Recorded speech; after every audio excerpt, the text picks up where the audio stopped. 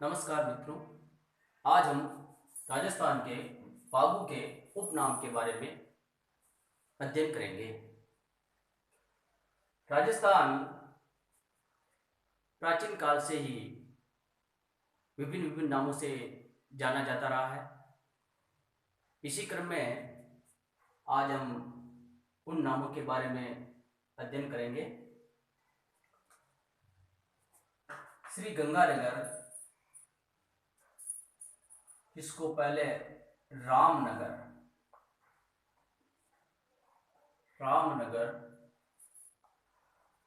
रामू जाट की ढाणी,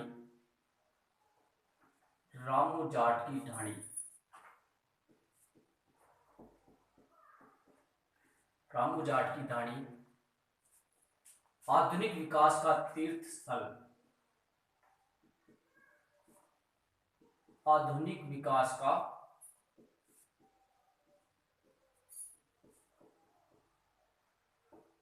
तीर्थ स्थल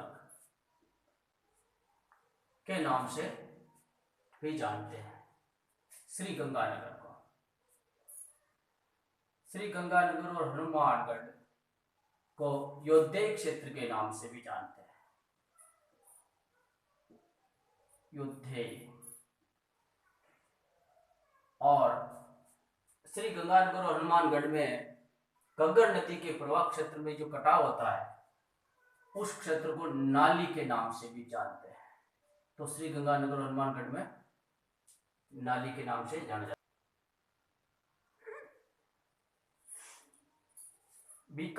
बीकानेर,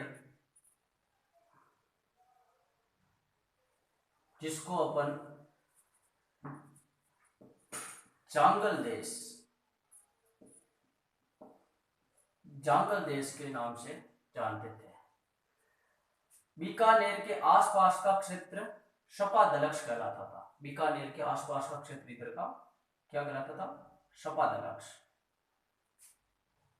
शपादलक्ष।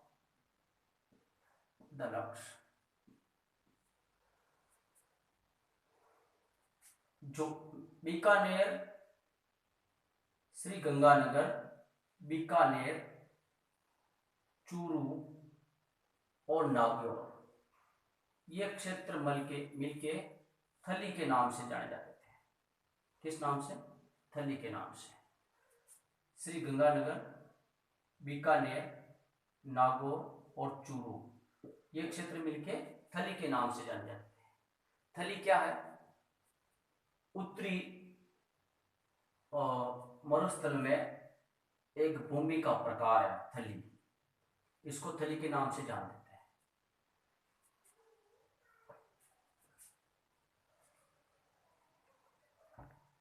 सब जांगल देश की राजधानी थी आई छत्रपुर।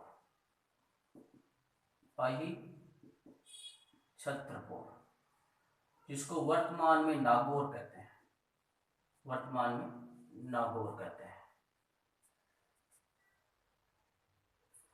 जैसलमेर, जिसको मांड, वल, दुंगल और स्वर्ण नगरी के नाम से जानते थे। जैसलमेर, बीकानेर और जोधपुर का क्षेत्र मिलके मरु त्रिकोण बनाता है। जैसलमेर, बीकानेर और जोधपुर का क्षेत्र मिलके मरु त्रिकोण बनाता है। जोधपुर को सूर्य नगरी, मरुधर, मरुवाड़, मारवाड़ आदि नामों से जाना जाता था। और जोधपुर का एक शहर है मंडोर। मंडोर को मांडव्य नगर, मांडव्यपुर के नाम से जानते थे। मंडोर को किस नाम से जानते थे? मांडव्यपुर के नाम से।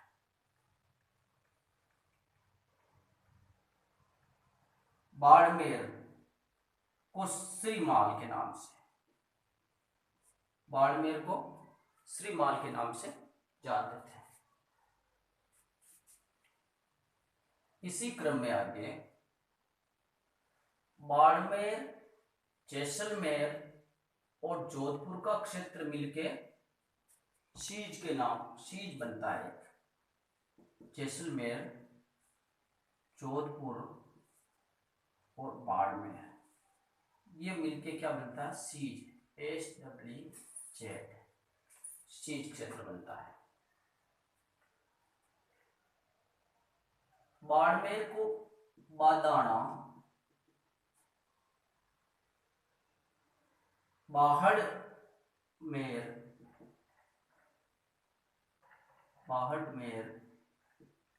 के नाम से भी जानते थे, बाहड़मेर के नाम से भी जानते थे। जालोर, जालोर को जाबालीपुर, जाहुलपुर,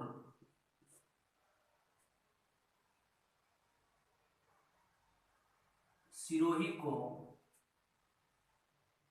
चंद्रावती, आबूद, देवरावटी आदि नामों से जानते थे।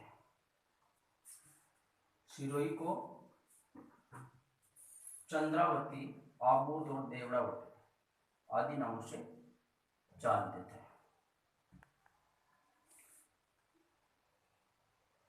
राजसमंद व उदयपुर के मध्य, उदयपुर के मध्य एक बोराट का पठार है, बोराट का पठार। तो राजसमंद और उदयपुर के मध्य की भूभाग को बोराट के पठार के नाम से जानते हैं।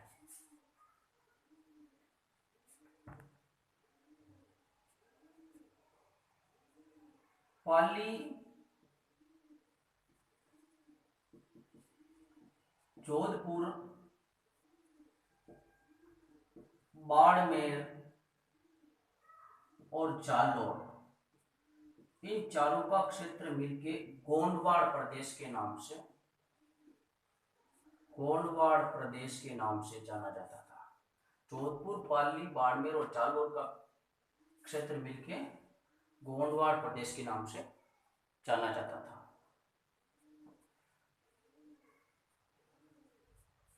डूंगरपुर और बांसवाड़ा, डूंगरपुर और बांसवाड़ा के मध्य का क्षेत्र, डूंगरपुर और बांसवाड़ा के मध्य का क्षेत्र मेवल, मुंडोल। डूंगरपुर बांसवाड़ा के क्षेत्र को क्या कहते थे? मेवल और मुंडोल। मुंडोल यानी एक मंडल, डूंगरपुर और बांसवाड़ा ये क्षेत्र क्या थे? एक स्वतंत्र मंडल थे, इसलिए इनको मुंडोल कहा जाता था। और डूंगरपुर और बांसवाड़ा के मध्य के क्षेत्र को या डूंगरपुर बांसवाड़ा के क्षेत्र को व्याघ्रवाट, व्याघ्रवाट, वाघवार और वांगड़, वांगड़ के नाम से जाना जाता है। डूंगरपुर एक स्वतंत्र मंडल था, इसलिए इसे मुंडोल और मेवल के नाम से जानते हैं। डूंगरपुर बांसवाड़ा के क्षेत्र को व्याघ्रवाट, वाघवार और वांगड़ के नाम से जाना जाता है।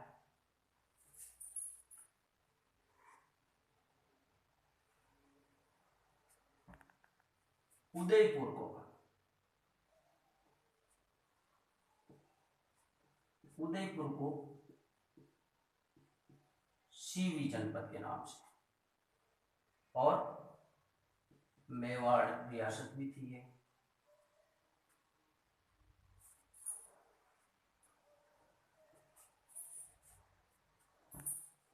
प्रतापगढ़, प्रतापगढ़ और बांसवाड़ा का जो मध्य का जो क्षेत्र है ये है प्रतापगढ़, और ये बांसवाड़ा का क्षेत्र है। इसके मध्य का क्षेत्र इसको काठल के नाम से जानते थे। काठल यानी महाई नदी के दोनों किनारों को काठा कहते थे और इसी के नाम के कारण काठल पड़ा, प्रतापगढ़ और बांसवाड़ा के मध्य का क्षेत्र काठल नाम से जाना जाता है। और इनके मध्य 56 ग्रामों का समूह है जिसे 56 का मैदान भी कहते हैं। तो प्रतापगढ़ और बांसवाड़ा के मध्य 56 का मैदान स्थित है। मध्यमिका चित्तौड़गढ़ के उत्तर में 11 किलोमीटर की दूरी पर स्थित एक मध्यमिका, जो उसको वर्तमान में नगरी कहते हैं, ये मेवाड़ की राजधानी थी। मेवाड़ की राजधानी थी मध्यमिका।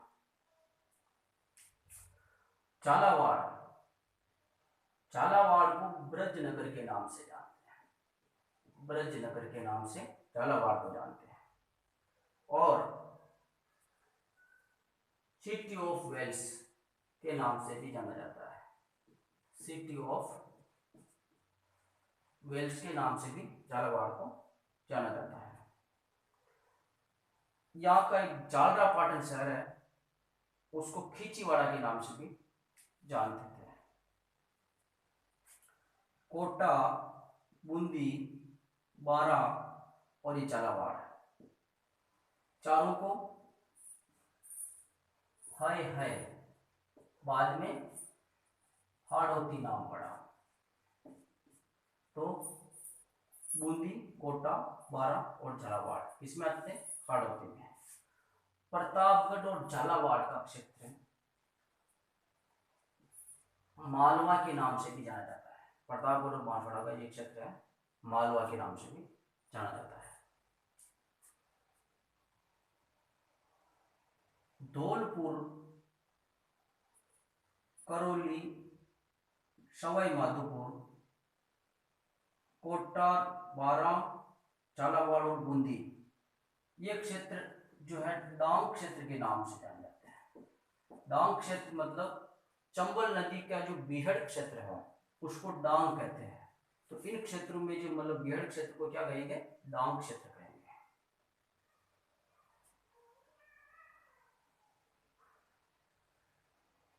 करौली को गोपाल पाल के नाम से भी जानते थे। गोपाल पाल के नाम से।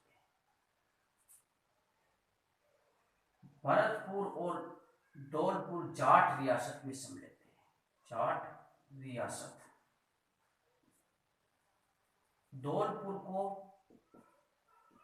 कोठी भी कहते थे। धौलपुर को कोठी भी कहते थे। अलवर, भरतपुर, धौलपुर और करौली चारों मिलके मत्स्य देश के भाग थे। भरतपुर, धौलपुर और करौली सूरसेन देश में आते थे। भरतपुर और अलवर अर्जुनायन भी कहते थे। इन दोनों के भाग को अर्जुनायन भी कहते थे। अलवर और उत्तरी भरतपुर का भाग मेवात प्रदेश में आता था। मेवात प्रदेश के अंतर्गत आता था। और हरियाणा के साथ जो अपनी सीमा है इसको राठ कहते हैं। क्या कहेंगे? राठ। हरियाणा के साथ में जो अपनी सीमा आती है उसको क्या कहेंगे? राठ कहेंगे। अलवर को और अन्य नाम आलोर, साल्व जनपद, आलोर, साल्व जनपद के नाम से भी जाना जाता था।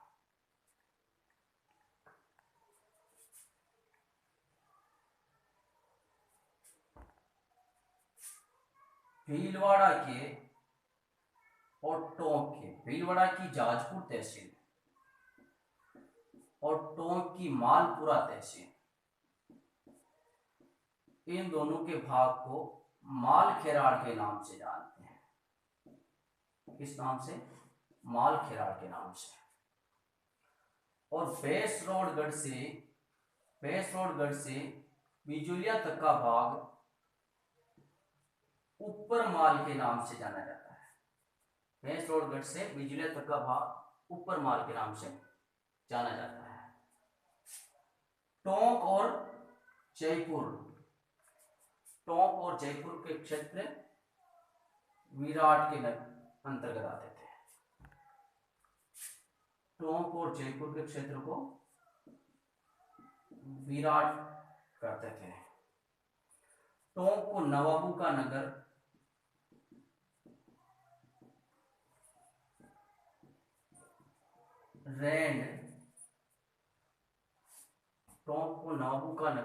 रैंड और विराट आदि नामों से जाना जाता था।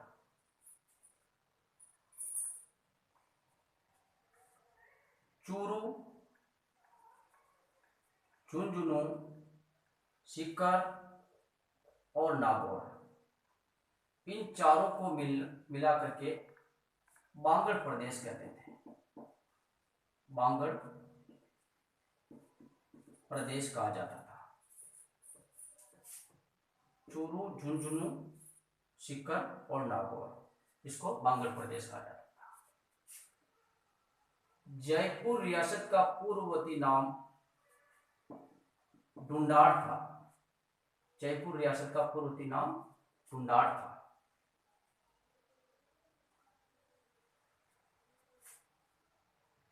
चूरू,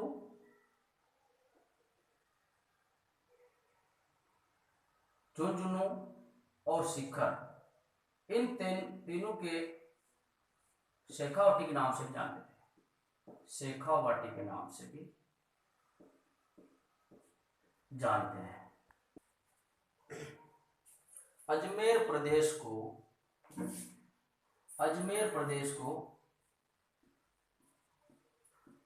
अजय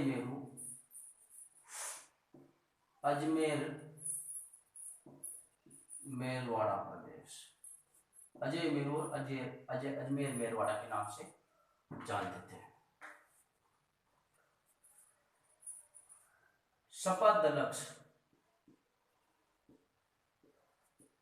शपादलक्ष की राजधानी हुई थी उस समय सांबर, जो जयपुर में, इसको सांबर, इसीलिए शपादलक्षी चौहानों को शाकंभरीश्वर भी कहने लग गए थे।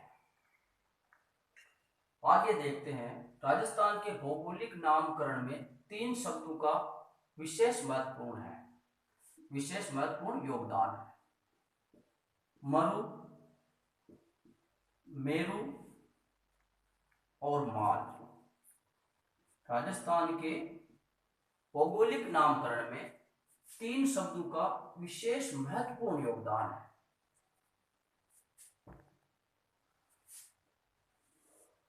मध्य राजस्थान के पश्चिमी भाग, जिसके अंदर विशाल मरुस्थल है, उस भाग को मरु नाम से, यानी मरुस्थल के नाम से जाना जाता है। अरावली श्रृंखला के जो ऊंची पर्वतीय चोटियां हैं, उनको मेरु के नाम से जाना जाता है। और अरावली के पूर्वी और दक्षिणी भाग में जो पठार है, और अरावली के भी जगह जगह कटे हुए जो पठार है, उनको मालखेराड़ के नाम से जानते हैं।